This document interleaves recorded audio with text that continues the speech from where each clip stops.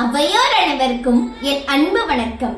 உன்னதத்தை உணர வைக்கவும், உடலையும் உள்ளத்தையும் செம்மையாக்கவும், காட்டு மிராண்டியை மனிதனாக்கவும், காட்டுவாசியை அறிஞனாக்கவும், கோபம் தணிக்கவும், கொள்கை அறியவும், இன்னல் நீக்கி இன்பம் தரவும், படிக்க படிக்க உயரவும், படிக்கல்லாயிருந்து உயர்த்தவும், சோதனைகளை சாதனைகளாக்கவும், வேதனைகள் நீக்கி விவேகமளிக்கவும், குற்றவாளியை திருத்தவும், குற்றங்களை களையவும், மனக்கவலை நீக்கவும், மனக்குறையை போக்கவும், விஞ்ஞான வளர்ச்சிக்கும் விஞ்ஞானியின் வளர்ச்சிக்கும் எடுத்த செயல் முடிக்கவும், ஏணி போல் உயரவும், ஆற்றல் பெருகவும், அறிவு வளரவும், இவை அனைத்தும் ஒரே ஒருவரால் செய்ய முடியும் என்றால் அதன் பெயர்தான் புத்தகம்.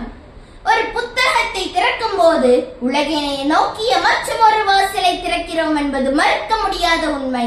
மனித வாழ்க்கையை அழகாக்கவும் வாழ்க்கைக்கு வழிகாட்டவும் அமைக்கப்பட்ட கலங்கரை விளக்கங்கள் தான் புத்தகங்கள். இந்த உலகில் வாழ்ந்து மறைந்த மிகப்பெரிய அறிஞர்களை சந்தித்து பேசவும் பேசி உரையாடவும் வேண்டுமென்றால் நூலகத்திற்கு செல்லுங்கள், அவர்களின் புத்தகங்களை படியுங்கள். என்னை தேடி நீ வந்தால் உன்னை தேடி உலகம் வரும் என்கிறது புத்தகம். உங்கள் துறையில் நீங்கள் முன்னேற வேண்டும் என்றால் உங்கள் துறை சார்ந்த புத்தகத்தை வாங்கி படியுங்கள். ஒரு நல்ல புத்தகத்தை திறந்து படித்தால் நரகத்தின் வாசல் மூடப்படும். உடல் நோயையும் மனநோயையும் மூட நோயையும் முற்றிலுமாக விரட்ட வேண்டும் என்றால் புத்தகத்தை படியுங்கள். புத்தகங்கள் தரும் உதவி பெரிது, மிகப்பெரியது கண்டீர் என்கிறார் பாரதியார். உலகத்தையே தனக்குள் வைத்துக் கொண்டு தன்னடக்கமாக இருக்கும் புத்தகங்களை போல வாழ்வோம்.